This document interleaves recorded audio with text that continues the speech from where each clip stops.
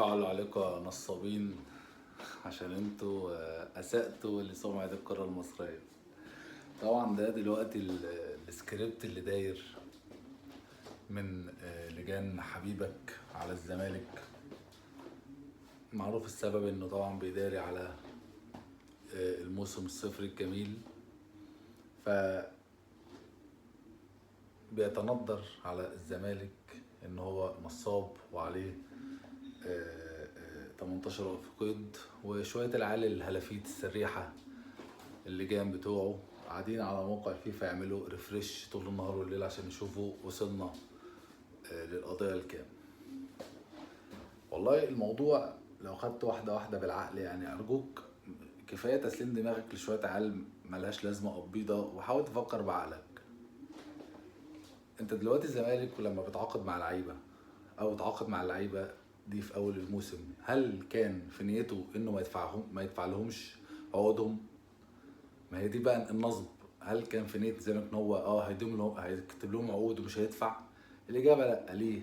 لان هو حصل حاجات في النص هي اللي ادت ان هو يتعثر في الدفع، زي سحب الارض، وزي طبعا مشاكل ادارية من مجلس الادارة الزمالك الفاشل اللي ما قدرش يوفر موارد للنادي ان هو يدفع عقود اللعيبه دي، فادى لل 18 قضيه دول. ولكن في الاخر عاجلا ام اجلا الزمالك هيدفعهم، وهيدفعهم بفوائد كبيره في الفيفا، وهيدفعوا. ففين النصب؟ انا تعثرت وهدفع. فين يعني؟ انا مش ههرب، مش هختفي مثلا ومحدش هيلاقي لي طريق فهبقى نصبت على الناس. ما انا هدفع. ففين النصب؟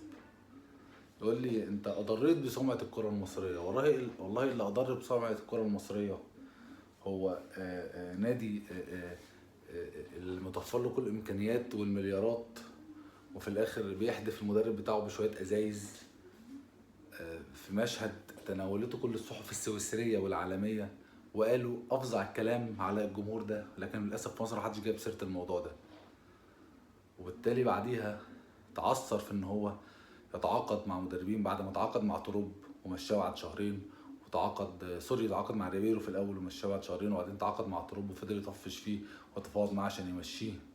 وبعد تروب ما قدرش يجيب مدرب اجنبي لان سمعته بره بقت ان هو بيقعد شهرين ثلاثه ويمشي المدربين، وده اللي خلى تروب يعمل عقد ده، ان هو هياخد عقد كامل وبقى يدفع ل3 مدربين وقت واحد وريبيرو ومساعدين راحوا اشتكوا اصلا. وفي الاخر الاهلي بيدفع، ما اقدرش اقول لك ان هو ما بيدفعش، ولكن بمشاكل برضه. ف... فعادي انا زيك الناس بتروح تشتكيني، بس انت معاك شويه فلوس فبتدفع، انا معيش فما بدفعش. ففين النصب؟ ومن امتى الاهلاويه بقى مهتمين بقضايا وقف القيد للزمالك؟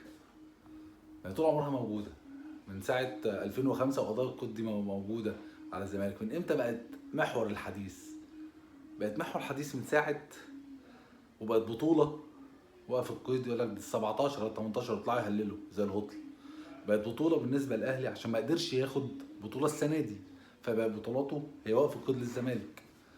ما قدرش ياخد الدوري اللي الزمالك خده منه من عينيه، ما قدرش ياخد الكاس اللي خرج فيه من شركه تليفونات، ما قدرش ياخد افريقيا اللي خد على وشه رايح جاي من فريق في اضعف نسخه ترجي.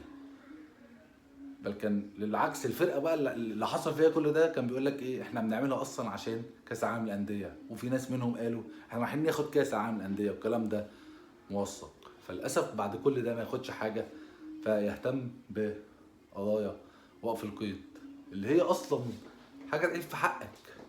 لان النادي اللي انت تتريق عليه ان عنده وقف قضايا القيد دي ونصاب ومش قادر يدفع وي وانت بظروفك دي كلها، هو في الاخر داس عليك وخد الدوري منك في كل الظروف دي كلها. وده اللي مجننك ده كله ومخليك مش مصدق اللي بيحصل، وعمال تدبدب وتعد في وقف قضايا القيد. روح يلا اعمل ريفريش على موقع الفيفا.